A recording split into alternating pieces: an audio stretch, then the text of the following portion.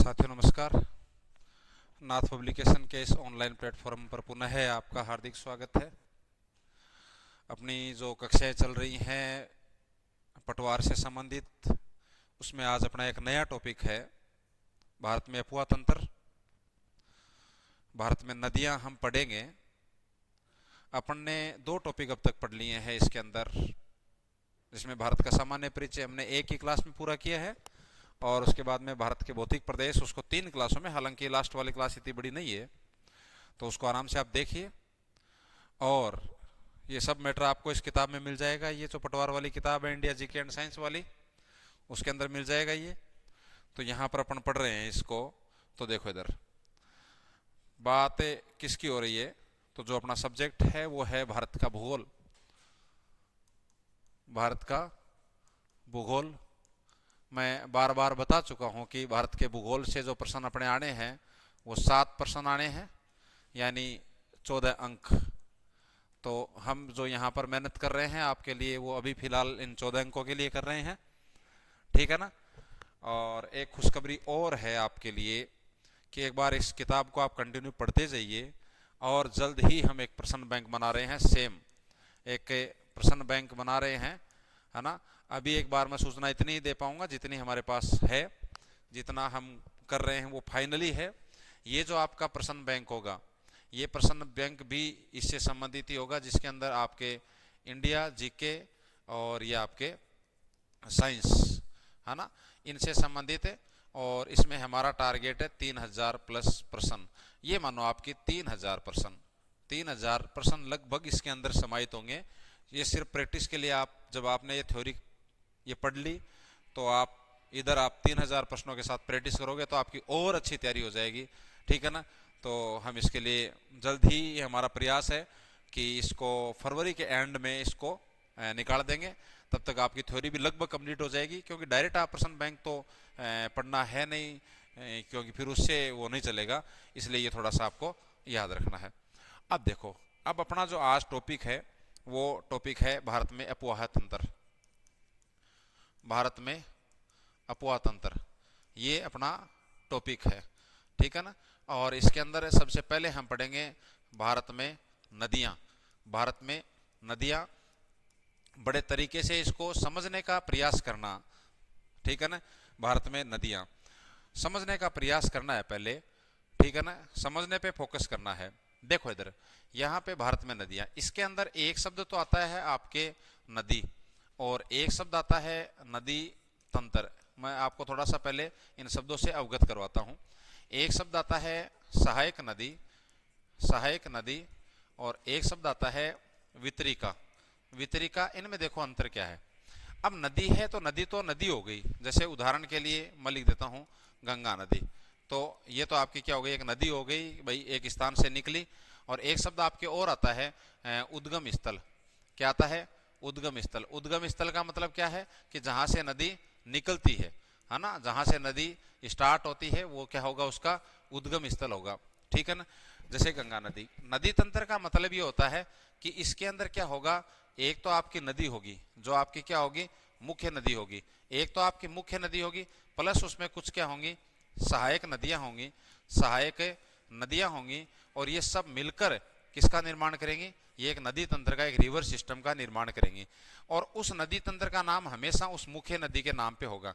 जैसे बात करता हूं मैं लिख दूं गंगा नदी तंत्र, मैंने लिखा गंगा नदी तंत्र। अब इसका मतलब क्या हुआ, इसका मतलब ये हुआ कि इसमें एक तो है मुख्य नदी गंगा, प्लस इसमें क्या है, कुछ सहायक नदियां हैं, कुछ सहायक नदियां हैं। और ये सब मिलकर किसका निर्माण कर रही हैं, ये गंगा नदी तंत्र का निर्माण कर रही हैं।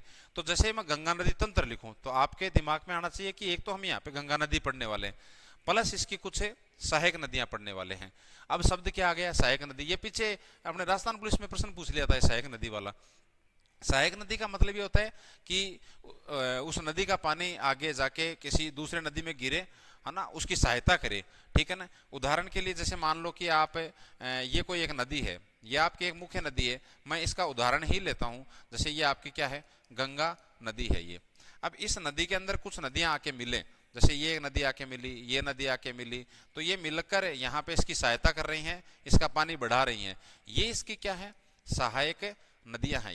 ये क्या है, सहायक नदियां। ये गंगा नदी या फिर ये जो मुख्य नदी है, ये सब मिलकर क्या कहलाएंगे, ये आपका नदी तंत्र कहलाएगी। वितरिका का मतलब क्या है, वितरिका का, वितरण का मतलब क्या होता है, बंटना होता है, पानी आगे जाके बंट जाए। जैसे यहाँ तो क्या होता है, पानी मिल रहा है सहायक नदी में। वितरिका में क्या होता है, जैसे मान लीजिए कि ये एक नदी आपके बह रही है ना, ये आपके एक नदी बह रही है, इसका पानी आगे यहाँ से इधर निकल जाए और इधर भी जा रहा है ये, तो ये पानी दो भागों में डिवाइड हो गया। तो मुख्य नदी आगे चली गई, लेकिन इसका पानी एक इधर वितरिका के रूप में चला गया, ये इसकी क्या कहलाएगी, ये वितरिका कहलाएगी। जैसे आगे हम उदाहरण पढ़ेंगे एक हुगली नदी, तो हुगली नदी है ना, वो गंगा नदी की वितरिका है, वो वितरिका है वो, ठीक है ना। तो ये कुछ शब्द हैं, आपको ये समझ में आ जाना चाहिए आप, ठीक है ना। आप इसका बिल्कुल और स्क्रीनशॉट ले, ये बहुत ही इंपॉर्टेंट है ये, ठीक है ना। तो ये थोड़ा ध्यान रखना ये, है ना। अब अपन आगे शुरू करते हैं, अपने एक एक नदियों के बारे में और पढ़ते हुए चलेंगे, ठीक है। अब आगे देखो, उसके बाद में बात करते हैं अपन नदियों के वर्गीकरण की। ये बात यहाँ तक समझ आ गई होगी। अब बात करते हैं किसकी, नदियों के वर्गीकरण की, है ना, कि नदियों का वर्गीकरण कैसे करें, नदियों को डिवाइड कैसे करें। नदियों का वर्गीकरण, क्या, नदियों का वर्गीकरण यानी नदियों का बंटवारा। और नदियों का जो वर्गीकरण हम करेंगे, है ना, नदियों का जो वर्गीकरण हम करेंगे,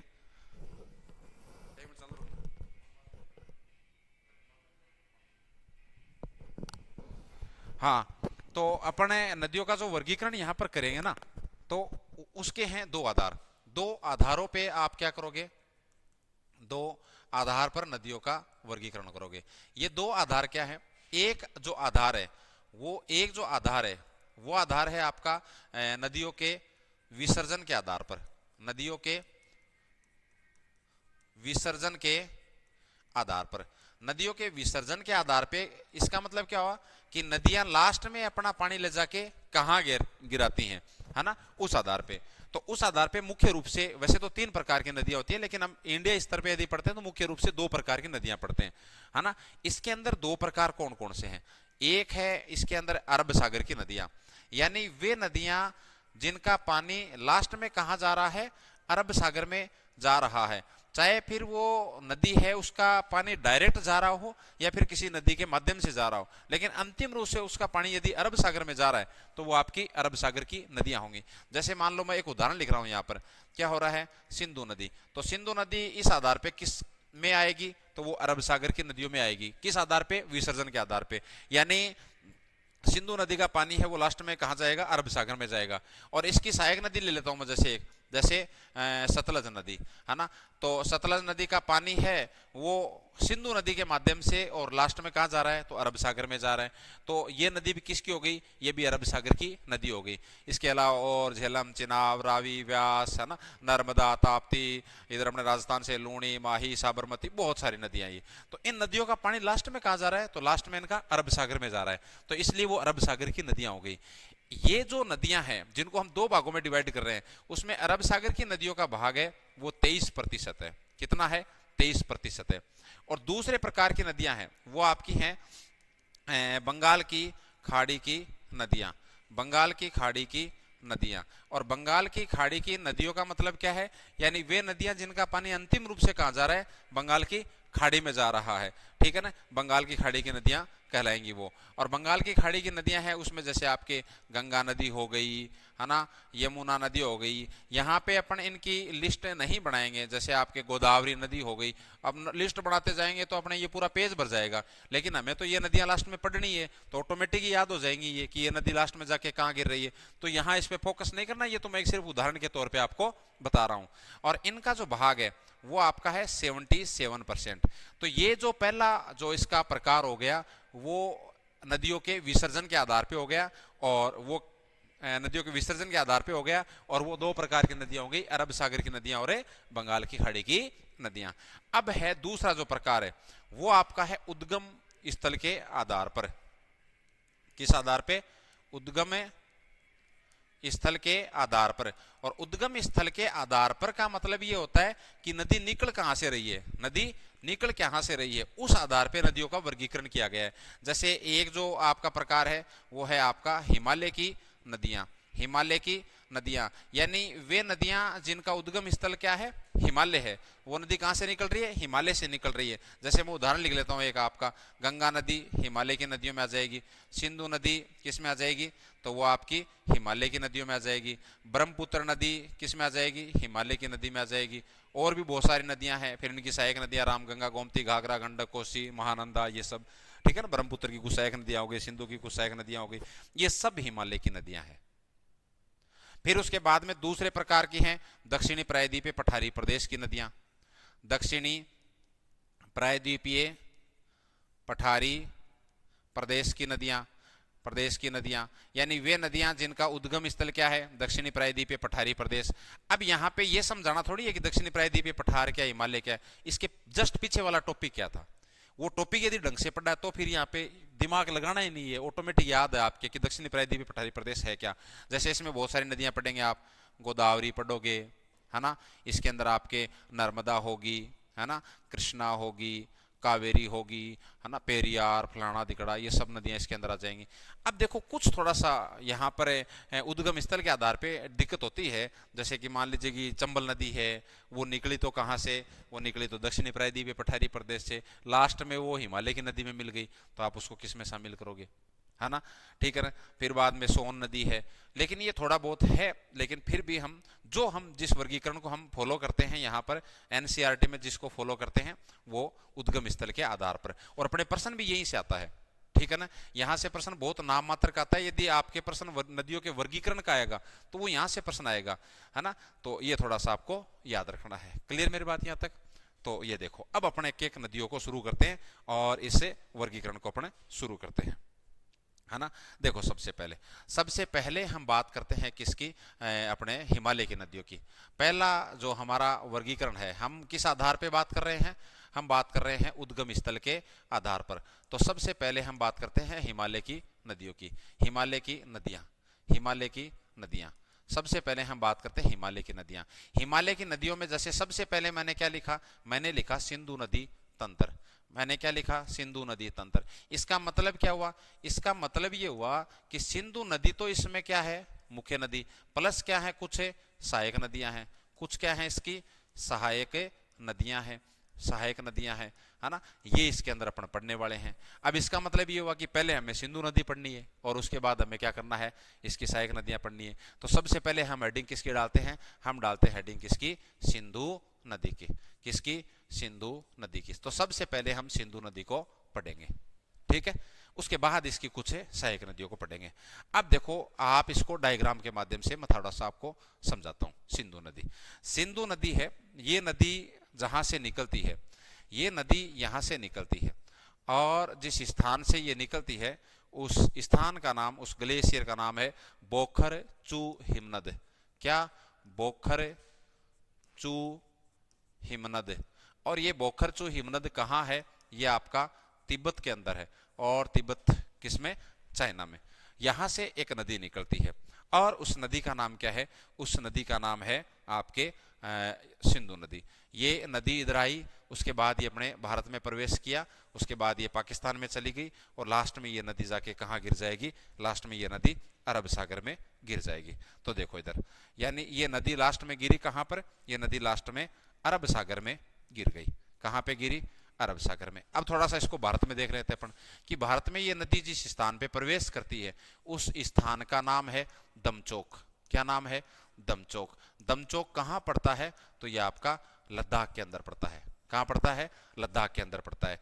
एक दूसरी बात यह कि इस नदी को तिब्बत के अंदर जिस नाम से जाना जाता है वो है सिंगी खंबान। किस नाम से जाना जाता है, सिंगी खंबान। कहां पे, तिब्बत के अंदर। तिब्बत में सिंधु नदी को किस नाम से जाना जाता है, सिंगी खंबान के नाम से जाना जाता है। एक ये नदी यहाँ पे एक गहरे गोर्ज का निर्माण करती है, यहाँ पे एक गहरे गोर्ज का निर्माण करती है। गोर्ज का मतलब समझते हो क्या, कि नदी बह के आ रही है और वो नदी जब जैसे नीचे गिरी तो वहां एक बहुत बड़ा खड्डा सा बन गया, ठीक है ना, गहरा सा खड्डा बन गया, उसको बोलते हैं गोर्ज, ठीक है ना। और इस गोर्ज का नाम है बुंजी गोर्ज।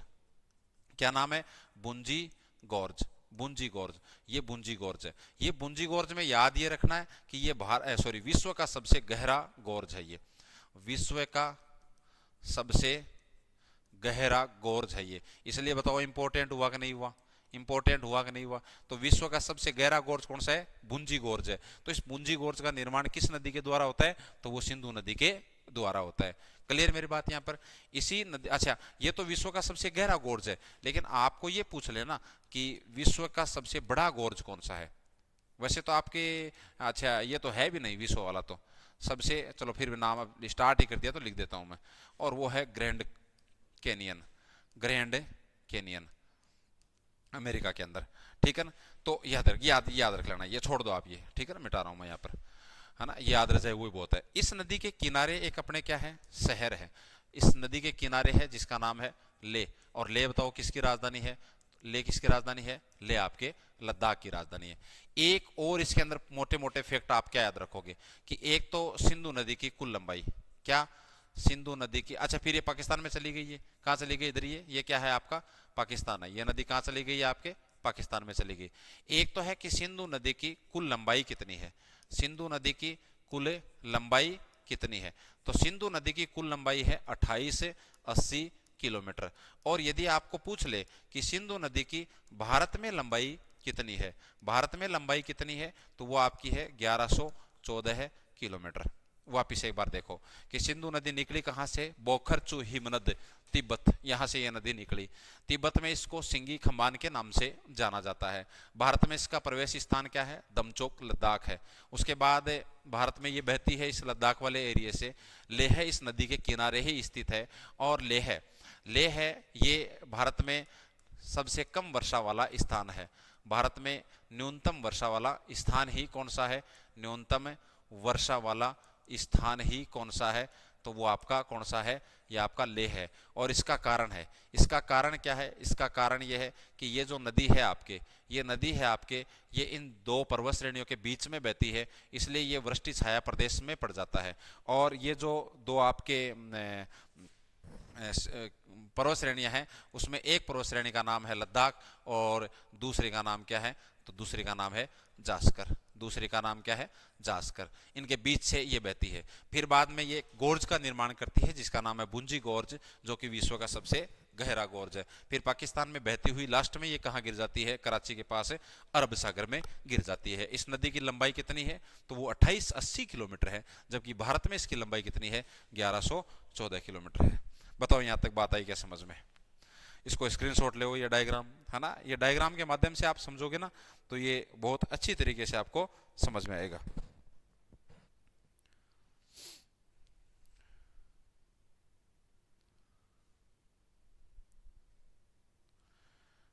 क्लियर यहां तक? चले आगे। अब देखो आगे। अब इसके बारे में यदि मान लो कि आपको लिखना हो तो क्या लिखोगे आप? मैं थोड़ा सा लिख के भी आपको बता देता हूं, है ना। इधर देखो, जैसे इसके बारे में आपको क्या थोड़ा बहुत है लिखना भी हो, यदि आप लिखना चाहते हो किसके बारे में? सिंधु नदी के बारे में। तो सिंधु नदी के बारे में यदि आपको लिखना है तो अपना रिवीजन भी हो जाएगा, साथ साथ में लिख भी देता हूं मैं। एक तो इसका क्या? उद्गम स्थल। क्या इसका? उद्गम स्थल। बताओ उद्गम स्थल क्या है? अब याद हो जाएगा आपके, बोखर चू हिमनद, है ना, या बोखर चू ग्लेशियर आ जाए। है कहाँ पे ये? तो ये आपका तिब्बत के अंदर है, ठीक है। अच्छा, तिब्बत में इसको किस नाम से जानते हैं? तिब्बत में इसको किस नाम से जानते हैं? तिब्बत में इसको सिंगी खम्बान के नाम से जानते हैं। सिंगी खम्बान या फिर शेरमुख, शेरमुख। चलो ठीक है। भारत में प्रवेश बताओ, तिब्बत में बहेगी, अब भारत में प्रवेश बताओ। तो भारत में प्रवेश इसका क्या है? दमचोक। क्या है? दमचोक। दमचोक कहाँ पड़ता है? तो ये आपका लद्दाख के अंदर पड़ता है, लद्दाख के अंदर पड़ता है। उसके बाद में इसने किसका निर्माण किया? तो भुंजी गोर्ज का। भुंजी गोर्ज में क्या याद रखना है? विश्व का सबसे गहरा गोर्ज, विश्व का सबसे गहरा गोर्ज, गहरा गोर्ज। और क्या है? ये कौन सी नदियों के किनारे, सॉरी कौन सी पर्वत श्रेणियों के बीच से बहती है? तो लद्दाख व जास्कर पर्वत श्रेणियों के बीच में बहती है ये। लद्दाख व पर्वत श्रेणियों के बीच में प्रवाहित होती है ये, है ना, ठीक है। और इस नदी के किनारे क्या है? नदी के किनारे क्या है? तो इस नदी के किनारे क्या पड़ता है भाई? ले पड़ता है। ले किसकी राजधानी है?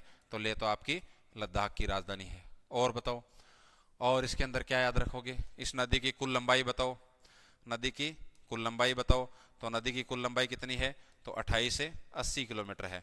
अच्छा, भारत में लंबाई बताओ इसकी, तो भारत में लंबाई क्या है? अब देखो, अब आपके रिवीजन ही मान लो, ये रिवीजन हो गया, पीछे मैंने पढ़ा दिया, तो वो कितनी है? 1114 किलोमीटर है। लास्ट में ये जाके कहाँ गिर जाएगी? तो लास्ट में ये अरब सागर में गिर जाएगी।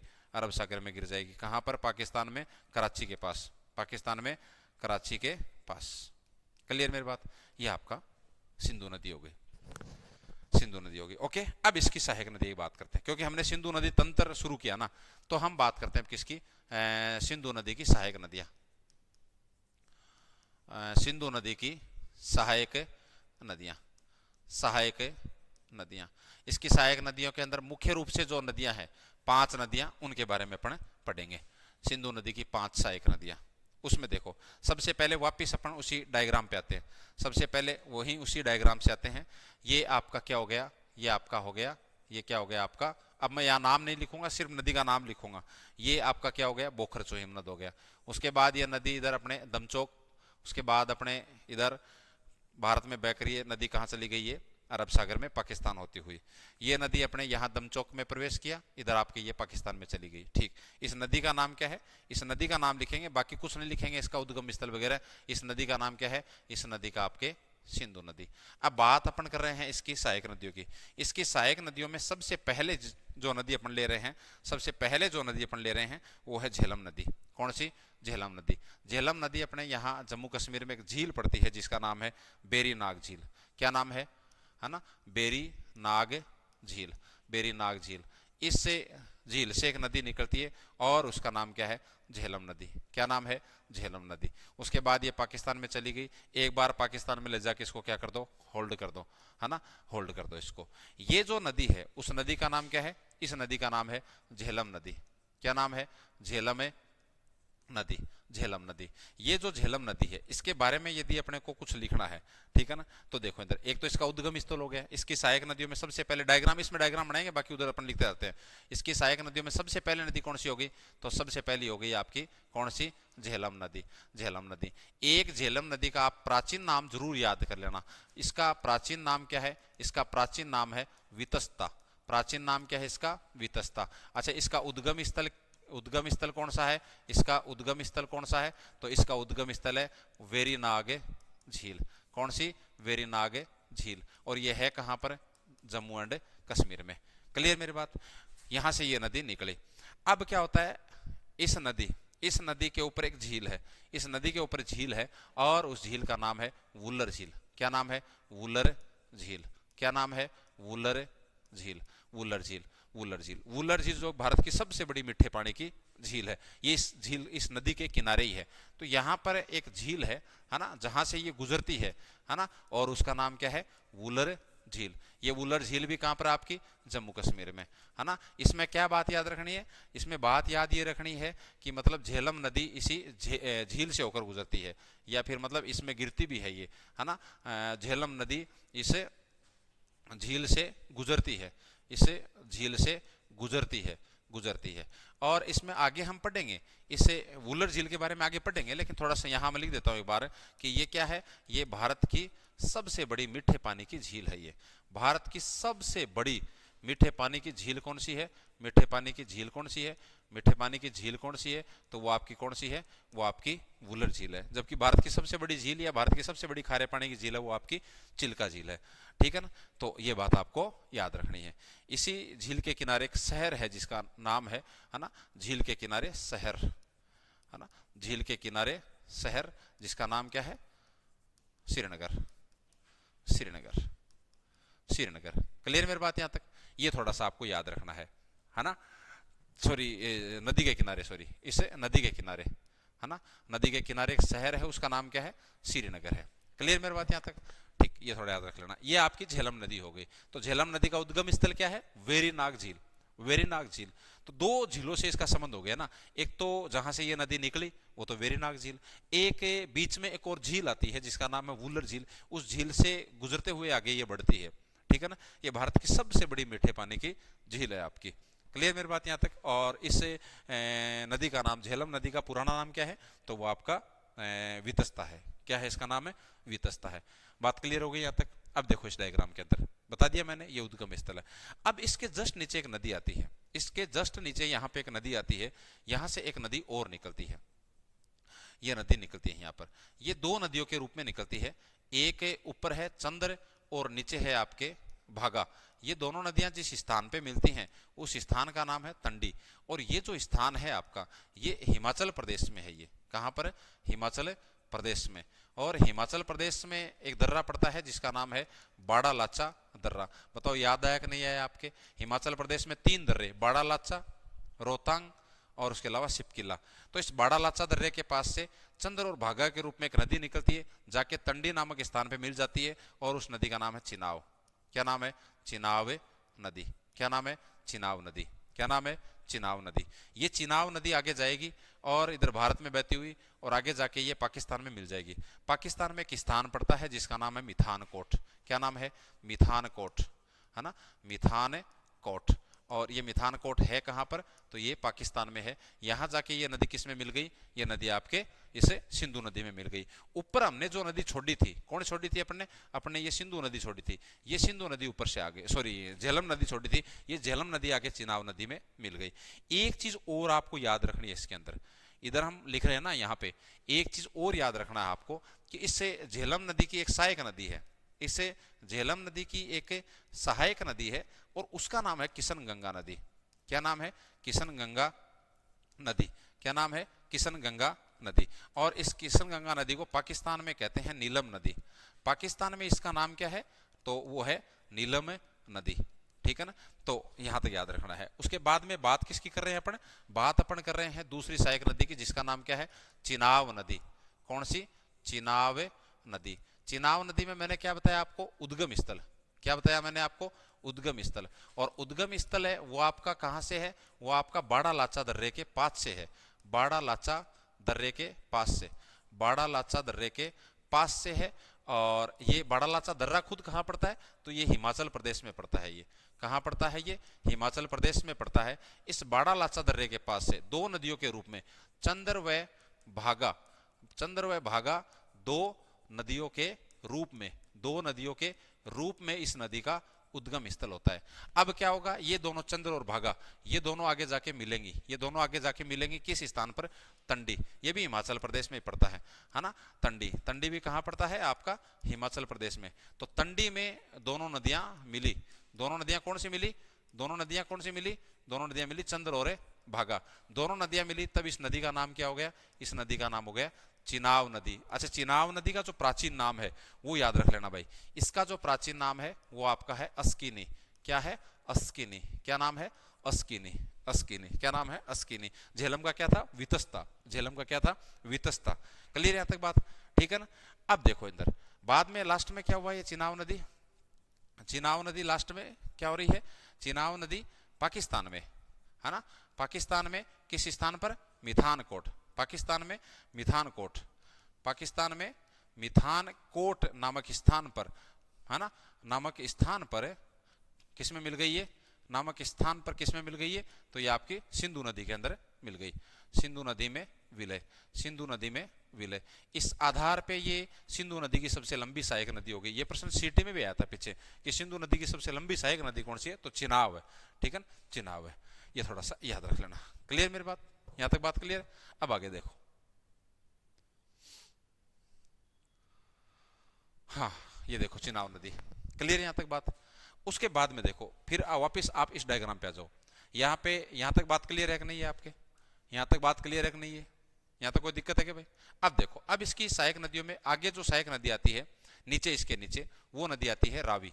रावी यहाँ एक दर्रा पड़ता है हिमाचल प्रदेश में, रोहतांग दर्रा। याद आया? रोहतांग दर्रा मैंने अभी बताया ना आपको, और वैसे पीछे बता दिया कि हिमाचल प्रदेश में बाड़ा लाचा है, रोहतांग है और सिपकिला है।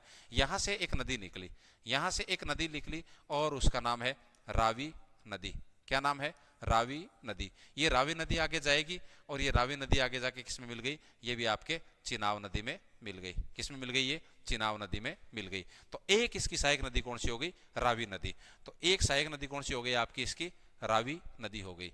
एक सहायक नदी कौन सी हो गई आपकी? इसमें रावी नदी हो गई। तो आगे वाली जो इसकी सहायक नदी है वो कौन सी है? रावी नदी है, ये रावी नदी है। और इस रावी नदी का जो उद्गम स्थल है, इसका उद्गम स्थल कहाँ पर है? इसका उद्गम स्थल आपके रोहतांग दर्रे के पास, रोहतांग दर्रे के पास, है ना, और हिमाचल प्रदेश, यहाँ से ये नदी निकलती है। और उसके बाद में ये नदी कहाँ चली गई? ये नदी किस में मिल गई? ये चिनाब नदी में विलय, चिनाब नदी में विलय, चिनाब नदी में विलय। तो इनका क्रम भी याद रख लेना, उत्तर से दक्षिण की ओर आपको क्या पूछा जा सकता है? इसका क्रम भी पूछा जा सकता है। तो सबसे पहले हमने झेलम को पढ़ा, झेलम के बाद में हमने चिनाब को पढ़ा, चिनाब के बाद में हम किसको पढ़ रहे हैं? तो रावी को पढ़ रहे हैं। चिनाब के बाद में हम किसको पढ़ रहे हैं? तो रावी को पढ़ रहे हैं। तो इसका उद्गम स्थल रोहतांग दर्रे के पास में हो गया, चिनाब नदी में विलय हो गया। इसका प्राचीन नाम अस्किनी है, उसका वितस्ता था, और इसका नाम है इरावती या परूषणी, इरावती या परूषणी, ये इसके क्या है? प्राचीन नाम है, इरावती या परूषणी, परूषणी ये इसके पुराने नाम है। ये किसके? रावी नदी के। अब आ जाओ आगे वापिस, यहाँ पे देखो ये रावी नदी हो गई। अब इसके बाद में एक इसकी सहायक नदी है, यहाँ से इधर से एक नदी आएगी, यहाँ पड़ता है आपके क्या? व्यास कुंड। और व्यास कुंड भी कहाँ पर है? तो ये आपका हिमाचल प्रदेश में। यहाँ से एक नदी निकली और उसका नाम क्या है? व्यास नदी। क्या नाम है? व्यास नदी। ये व्यास नदी, इसको एक बार यहाँ लाके छोड़ दो। तो अगली जो इसकी सहायक नदी होगी वो क्या हो गई? व्यास नदी। चौथी जो इसकी सहायक नदी कौन सी हो गई आपकी? व्यास नदी हो गई। कौन सी हो गई? व्यास नदी हो गई। और इसका पुराना नाम है विपासा, विपासा बसु मत कर देना, विपासा क्या है? विपासा। इसका जो उद्गम स्थल है, इसका जो उद्गम स्थल है वो क्या है? वो नाम से दिख रहा है, इसके नाम से ही है, व्यास कुंड।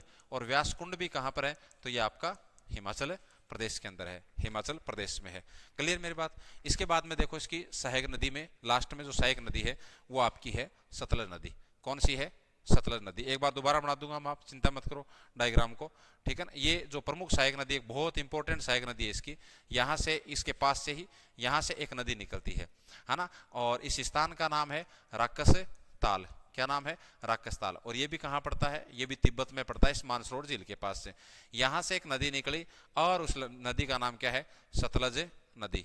क्या नाम है? सतलज नदी। ये सतलज नदी भारत में प्रवेश करती है जिस दर्रे से, उस दर्रे का नाम है सिपकिला दर्रा। क्या नाम है? सिपकिला दर्रा। क्या नाम है? सिपकिला दर्रा। इस सिपकिला दर्रे से भारत में प्रवेश किया, भारत में बहती हुई और जाके ये किस में मिल गई? ये आपके इस अपने चिनाब नदी में मिल गई है। ऊपर जो नदी हमने छोड़ी थी, कौन सी नदी छोड़ी थी? व्यास नदी। ये व्यास नदी यहाँ पर, यहाँ बना हुआ है हरि के बैराज। क्या बना हुआ है? हरि के बैराज। पंजाब में हरि के बैराज बना हुआ है। यहाँ हरि के बैराज के पास व्यास नदी मिल गई चंबल नदी में। और इसी हरि के बैराज से हमने क्या निकाला है? इंदिरा गांधी नहर परियोजना। और इसका पानी ही राजस्थान में आता है। तो अपने राजस्थान में पानी इन नदियों के माध्यम से हिमालय का पानी आता है। तो हिमालय का पानी हम जो पीते हैं इंदिरा गांधी नहर का, वो इस तरह से अपने यहाँ राजस्थान में आता है। और वैसे भी इंदिरा गांधी नहर परियोजना को आप पढ़ते हो तो एक बड़ा टॉपिक है ये, ठीक है ना। तो ये अपनी कौन सी नदी हो गई? इसकी सहायक नदियों में सतलज नदी हो गई। तो अगली जो सहायक नदी है वो कौन सी है आपकी? ये आपकी सतलज नदी है। ये अगली सहायक नदियों में कौन सी है आपकी? सतलज नदी। तो 5 नंबर पे इसकी सहायक नदी कौन सी हो गई भाई? सतलज, सतलज नदी। और सतलज नदी का जो पुराना वो क्या सॉरी अपने पुराना नाम है वो है सतुद्री नदी। क्या नाम है? सतुद्री नदी। और इसका उद्गम स्थल कहाँ से बताया मैंने आपको? इसका उद्गम स्थल मैंने बताया आपको राक्षस ताल। कहाँ से? राक्षस ताल। ध्यान रखना राक्षस ताल भी लिखा हुआ हो, ठीक है ना। तो एक ही बात है, राक्षस ताल है कहाँ पे? ये तिब्बत के अंदर है, ये तिब्बत के अंदर है ये, ठीक है ना। ये मानसरोवर झील के पास में निकलती हैं। एक बार ये प्रश्न आया हुआ है ये कि मानसरोवर झील के पास से निम्नलिखित में से कौन सी नदी नहीं निकलती है? मैं भी आपको आगे बता दूंगा एक बार, ठीक है ना। कैलाश पर्वत वहीं पर है ना। और ये भारत में प्रवेश करती है, भारत में प्रवेश, भारत में प्रवेश करती है। प्रवेश करते ही कौन सा दर्रा जाता है? सिपकिला दर्रा। कौन सा पर दर्रा जाता है? सिपकिला दर्रा, सिपकिला दर्रा। और ये सिपकिला दर्रा कहाँ है आपका? ये भी आपका हिमाचल प्रदेश के अंदर है, ठीक है ना। और उसके बाद में नदी किस में मिल गई? चिनाब नदी में विलय, चिनाब नदी में विलय। ये इसकी 5 सहायक नदियां हैं, पंचनद जिसके नाम हैं। और यहीं पर ये 5 आब का निर्माण करती हैं। 5 आब धीरे धीरे पंजाब हो गया। ये मैंने पीछे वाली क्लास के अंदर आपको बताया था, जब आपको मैंने उत्तर का विशाल मैदान पढ़ाया था। उस टाइम मैंने आपको ये भी बताया था कि आप इसको जब ढंग से आगे पढ़ोगे, है ना। तो आपके अच्छी तरीके से ये समझ में आ जाएगा। जब हमने उत्तर के विशाल मैदान की बात की थी तो ये नदियां अब शायद आपके समझ में आ गई होंगी। सिंधु नदी और सिंधु नदी की सहायक नदियां आपके मेरे हिसाब से अच्छी तरीके से समझ में आ गई होंगी। एक बार इसको वापिस आप रिपीट कर लो, है ना। सिंधु नदी उद्गम स्थल क्या है इसका? बोखरचू हिमनद, तिब्बत के अंदर। तिब्बत में इसको सिंगी खंबान या शेरमुख के नाम से जाना जाता है। भारत में जो इसका प्रवेश है वो आपके दमचोक लद्दाख है। बुंजी गोर्ज जो कि विश्व का सबसे गहरा गोर्ज है, उसका निर्माण भी सिंधु नदी करती है। लद्दाख व जास्कर पर्वत श्रेणियों के बीच में ये बहती है और इस नदी के किनारे एक शहर है जिसका नाम लेह है, जो कि लद्दाख की राजधानी है। इस नदी की कुल लंबाई 2880 किलोमीटर है। भारत में इसकी लंबाई 1114 किलोमीटर है। अरब सागर में कराची के पास में जाके ये नदी किसमें गिर जाती है? अरब सागर में गिर जाती है। इसकी पहली सहायक नदी झेलम नदी है। झेलम वेरीनाग झील से निकली, उलर झील में गिरी, इसके किनारे श्रीनगर है। इसकी सहायक नदी किशनगंगा है, जिसे पाकिस्तान में नीलम नदी के नाम से जाना जाता है। उसके बाद में चिनाब नदी जो कि बड़ा लापचा दर्रा के पास से चंद्र और भागा के रूप में निकली, चिनाब नदी। और उसके बाद में ये नदी जाके मिथनकोट पाकिस्तान में ये सिंधु नदी में मिल गई। रावी नदी जो कि रोहतांग दर्रे हिमाचल प्रदेश के पास से निकली और उसके बाद में ये चिनाब नदी में मिल गई। व्यास नदी जो कि व्यासकुंड हिमाचल प्रदेश से निकली और उसके बाद हरि के बैराज के पास ये सतलज नदी में मिल गई। इसी हरि के बैराज से क्या निकाली गई है? इंदिरा गांधी नहर परियोजना। यहाँ राकस्ताल तिब्बत, यहाँ से आपके नदी निकली सतलज, सिपकिला दर्रे से ये भारत में प्रवेश किया और जाके चिनाब नदी के अंदर मिल गई। ये इसकी प्राचीन नाम इसके याद रखने हैं आपको, है ना। जैसे प्राचीन नाम बिल्कुल पूछे हुए हैं, ये सब याद रखना आप। झेलम नदी को वितस्ता कहते हैं, चिनाब को अस्किनी कहते हैं, अपने इस रावी नदी को इरावती या पुरुषनी नदी कहते हैं, व्यास नदी को विपाशा कहते हैं, सतलज नदी को सतुद्री कहते हैं। इनके याद करना अच्छी तरीके से।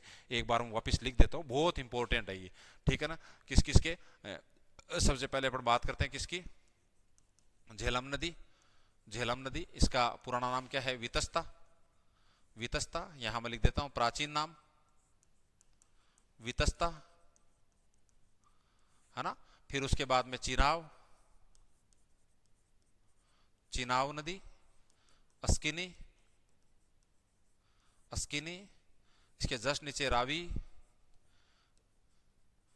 रावी नदी जिसका नाम है अपने इरावती या फिर परुषणी। उसके बाद में है व्यास नदी जिसका नाम है विपाशा। और उसके बाद में क्या है लास्ट में? सतलज नदी,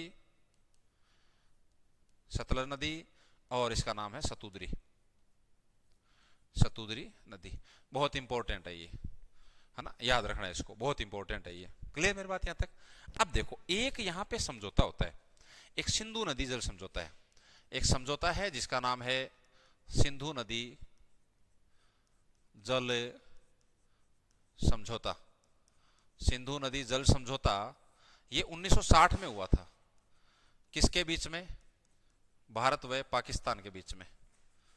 भारत व पाकिस्तान के बीच में हुआ। कब हुआ? तो 1960 में हुआ। ये 1960 में हुआ था। हुआ था क्या इसके अंदर? देखो, हुआ यह था कि वापिस एक बार मैं डायग्राम बनाता हूं।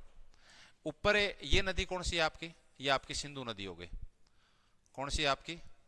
सिंधु नदी हो गई। सिंधु के जस्ट नीचे हमने कौन सी पढ़ी? झेलम। झेलम के जस्ट नीचे हमने कौन सी पढ़ी? तो चिनाब। चिनाब। चिनाब के जस्ट नीचे हमने कौन सी पढ़ी? तो रावी नदी। रावी नदी। इसके नीचे हमने कौन सी पढ़ी? तो व्यास नदी। और इसके नीचे हमने कौन सी पढ़ी? तो आपकी सतलज नदी पड़ी। इस समझौते के तहत हुआ क्या था वो सुनो।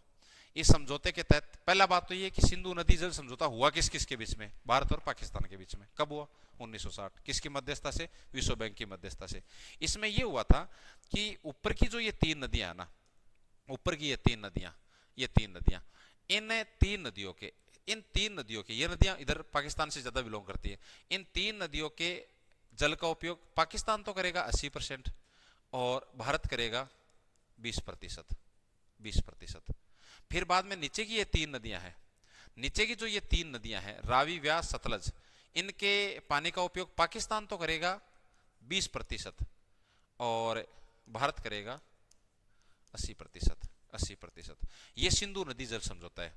मतलब सिंधु नदी जल समझौता क्या है?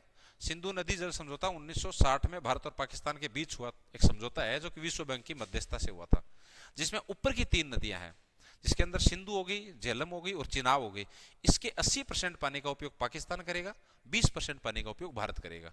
नीचे की 3 नदियां हैं जिसमें रावी, व्यास और सतलज, इनके 20% पानी का उपयोग तो भारत अपने ये पाकिस्तान करेगा और 80% पानी का उपयोग भारत करेगा। ये आपका सिंधु नदी जल समझौता है। ये आपका सिंधु नदी जल समझौता है। बात क्लियर है यहां तक? बात क्लियर है क्या यहां तक? है ना? तो ये आपका सिंधु नदी तंत्र क्लियर हो गया भाई, है ना? सिंधु नदी तंत्र आपका क्लियर हो गया है ये बिल्कुल। देखो इधर,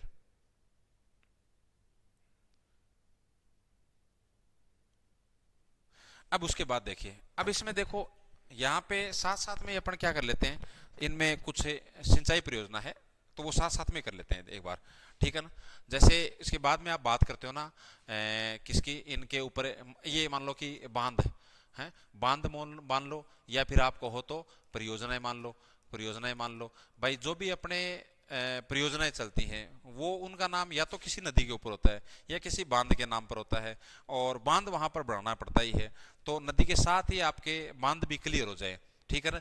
तो इधर देखो आपके कुछ परियोजना है, जैसे सबसे पहले सिंधु नदी के अंदर तो अपने को कुछ बांध या परियोजनाएं पढ़नी नहीं है। ऊपर सबसे पहले हमने क्रम से बताओ, सबसे पहले ऊपर हमने क्या पढ़ी थी? झेलम नदी पढ़ी थी। क्या पढ़ी थी? झेलम नदी पढ़ी थी।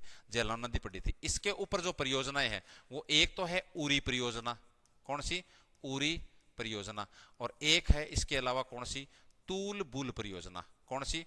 तूल बूल परियोजना। कौन सी? तूल बूल परियोजना।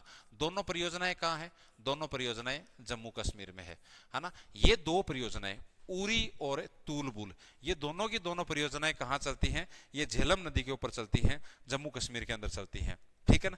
एक मैंने थोड़ी देर पहले आपको बताया था कि इस झेलम नदी की एक सहायक नदी है जिसका नाम क्या है? किशन गंगा। तो उसके ऊपर भी एक परियोजना चलती है। इसकी सहायक नदी कौन सी है? किशन गंगा नदी है इसकी सहायक नदी। और इसके ऊपर एक परियोजना चलती है जिसका नाम क्या है? किशन गंगा परियोजना। किशन गंगा परियोजना चलती है ना? किशन गंगा परियोजना चलती है। ये सब परियोजनाएं भारत और पाकिस्तान के बीच विवादित है। सब की सब परियोजनाएं भारत और पाकिस्तान के बीच विवादित हैं। ये भारत और पाकिस्तान के बीच विवादित है। विवाद का कारण क्या है? विवाद का कारण है सिंधु नदी जल समझौता। सिंधु नदी जल समझौता।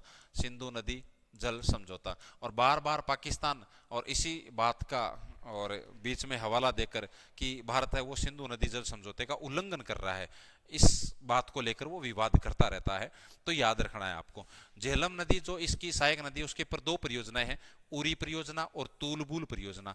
उरी और तूलबुल दोनों कहाँ है? जम्मू कश्मीर में है। इसकी सहायक नदी किशन गंगा है, और किशन गंगा जो इसकी सहायक नदी है उसके ऊपर परियोजना चलती है किशन गंगा परियोजना। ये सब भारत पाकिस्तान के बीच विवादित है। क्लियर बात? इसके बाद में इसके जस्ट नीचे हमने कौन सी नदी पढ़ी थी? झेलम के जस्ट नीचे आप आओगे तो कौन सी नदी पढ़ी? अब तो शायद याद हो गई होंगी। इसके जस्ट नीचे हमने नदी पढ़ी थी चिनाव नदी। कौन सी? चिनाव नदी। चिनाव नदी। और चिनाव नदी पे 3 परियोजनाएं आपको पढ़नी है। 3 परियोजनाएं आपको पढ़नी है। वो 3 परियोजनाएं कौन सी हैं? उसमें एक है सलाल परियोजना। सलाल परियोजना। उसके बाद में दूसरी आपकी है दुलहस्ती परियोजना। दुलहस्ती परियोजना। दुलहस्ती परियोजना।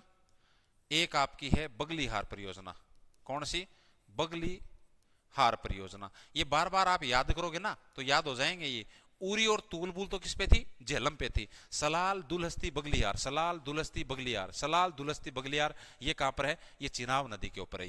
ये चिनाव नदी के ऊपर है। और ये सब कहां पर है? ये भी आपकी जम्मू कश्मीर के अंदर है। सबसे पहले वापस रिपीट करो, अब सबसे पहले हमने किसको पढ़ा था? उरी।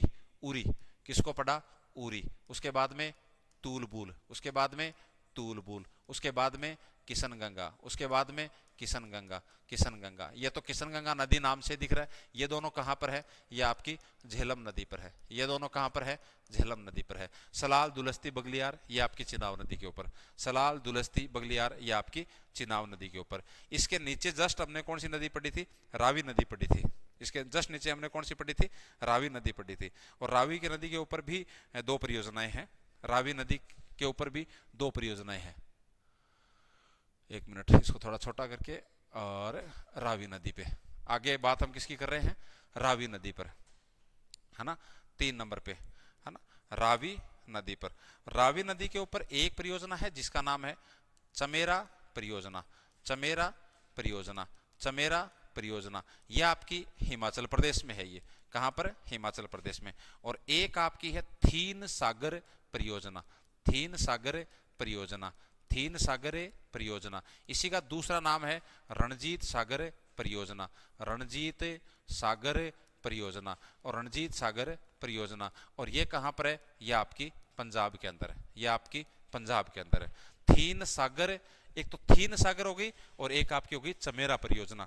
थीन सागर और चमेरा परियोजना। थीन सागर है वो तो आपकी कहां पर है?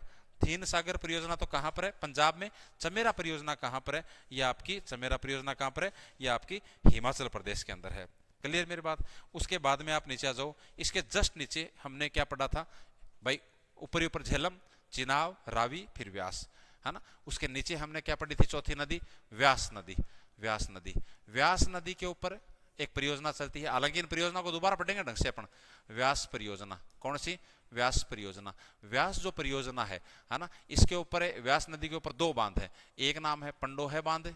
क्या नाम है? पंडोह बांध। और एक बांध का नाम है पोंग बांध। क्या नाम है? पोंग बांध। पोंग बांध। दोनों बांध कहां पर है? दोनों बांध आपके हिमाचल प्रदेश के अंदर है। लास्ट में आपके सतलज नदी, कौन सी? सतलज नदी। कौन सी? सतलज नदी। सतलज नदी के ऊपर जो परियोजना चलती है उसका नाम है भाखड़ा नांगल परियोजना। कौन सी? भाखड़ा नांगल परियोजना। भाखड़ा नांगल परियोजना। ये परियोजनाओं में दोबारा पढ़ेंगे, ज्यादा जिक्र नहीं करेंगे अपन। इसके तहत इसके ऊपर कितने बांध, क्योंकि खास करके हम 2 मतलब बांधों के बारे में पढ़ रहे थे। 2 बांध। इसमें एक बांध है जिसका नाम है भाखड़ा बांध। कौन सा बांध है? भाखड़ा बांध। भाखड़ा बांध कहां पर है? ये आपका हिमाचल प्रदेश में है। ये भाखड़ा बांध कहां पर है? हिमाचल प्रदेश में है। ये क्या लिखोगे? भारत का सबसे ऊंचा गुरुत्व बांध है। भारत का सबसे ऊंचा गुरुत्व बांध है। गुरुत्व बांध मतलब गुरुत्वाकर्षण पर टिका हुआ, है ना। और इसकी ऊंचाई है 226 मीटर। एग्जैक्ट तो 225.55 है, लेकिन 226 याद कर लेना आप। लेकिन आप वैसे ये क्रम से है ना, वैसे ये आप इसकी विशेषता ना छोड़ दो, तब ये भारत का दूसरा सबसे ऊंचा बांध है। भारत का दूसरा सबसे ऊंचा बांध। भारत का दूसरा सबसे ऊंचा बांध कौन सा है? तो आपका ये भाखड़ा बांध है। इससे यदि फिर बाद में ये हो कि भाई ये सबसे ऊंचा है, दूसरा सबसे ऊंचा है, तो फिर बाद में सबसे ऊंचा कौन सा है ना, तो वो आगे हम पढ़ेंगे। भारत का सबसे ऊंचा बांध पूछ ले ना आपको, भारत का सबसे ऊंचा बांध यदि आपको पूछ ले तो वो आपका टिहरी बांध है। कौन सा है? टिहरी बांध है वो। कौन सा है? टिहरी बांध है वो। और टिहरी बांध है वो आपका उत्तराखंड में है। वो कहां पर है? उत्तराखंड में है। किस नदी पर है? तो वो आपका भागीरथी नदी पर है। गंगा नदी को उद्गम स्थल पर भागीरथी नदी के नाम से जाना जाता है। इसकी ऊंचाई 261 मीटर है, जबकि इसकी ऊंचाई कितनी है? 226 मीटर है। तो ये भारत का वैसे तो दूसरा सबसे ऊंचा बांध है, लेकिन गुरुत्वाकर्षण टिका हुआ उस आधार पे भारत का सबसे ऊंचा बांध कौन सा है? भारत का सबसे ऊंचा गुरुत्व बांध कौन सा है? तो वो आपका भाखड़ा बांध है। इसी भाखड़ा बांध को पंडित जवाहरलाल नेहरू ने कहा था चमत्कारित विराट वस्तु। चमत्कारित विराट वस्तु। चमत्कारिक विराट वस्तु। चमत्कारित विराट वस्तु किसने कहा था? पंडित जवाहरलाल नेहरू ने। पंडित जवाहरलाल नेहरू ने कहा था। पंडित जवाहरलाल नेहरू ने क्या कहा था? चमत्कारित विराट वस्तु। चमत्कारित विराट वस्तु किसको? भाखड़ा बांध को। तो भाखड़ा बांध इंपॉर्टेंट है। भाखड़ा बांध इंपॉर्टेंट है, जितना इंपॉर्टेंट है लगा लेना। सतलज नदी के ऊपर हिमाचल प्रदेश में भारत का सबसे ऊंचा गुरुत्व बांध, भारत का दूसरा सबसे ऊंचा बांध, ऊंचाई 225.55 226 मीटर के लगभग मान लो आप, 226 मीटर हो गए। पंडित जवाहरलाल नेहरू ने इसे चमत्कारित विराट वस्तु की संज्ञा दी है।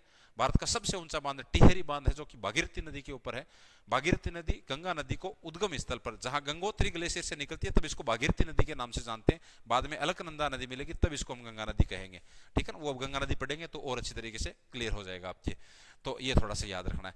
इसी सतलज नदी के ऊपर एक और बांध है दूसरा, और उसका बांध है नांगल बांध। क्या नाम है? नांगल बांध। तो एक भाखड़ा बांध है, एक नांगल बांध। नांगल बांध पंजाब के अंदर है। नांगल बांध कहां पर है? पंजाब में। भाखड़ा बांध कहां पर है? हिमाचल प्रदेश के अंदर है। तो ये इसके ऊपर कोई अपने कुछ बांध है। क्लियर? ये अपने सिंधु नदी तंत्र क्लियर हो गया ये। ठीक है ना। ये थोड़ा स्पीड से इसलिए पढ़ा है कि भाई आपके पास एक किताब है तो आप आराम से इसको पढ़ो, फिर फटाफट देख लो, क्योंकि 7 प्रश्न आने हैं, इसमें बहुत ज़्यादा टाइम खराब करना भी उचित है नहीं, क्योंकि ज़्यादा और भी भाग है आपके, इसलिए ये कंप्लीट आपकी क्लास है इस सिंधु नदी तंत्र की। आगे हम कोशिश ये करेंगे बाकी की जो भी नदियां हैं उसको 2 पार्टों में कंप्लीट कर देंगे, लगभग 3 क्लासों में। ये तो 1 घंटे की क्लास हुई भी नहीं, उससे पहले ही हो गया है, ठीक है ना। तो ओके, धन्यवाद, मिलते हैं फिर।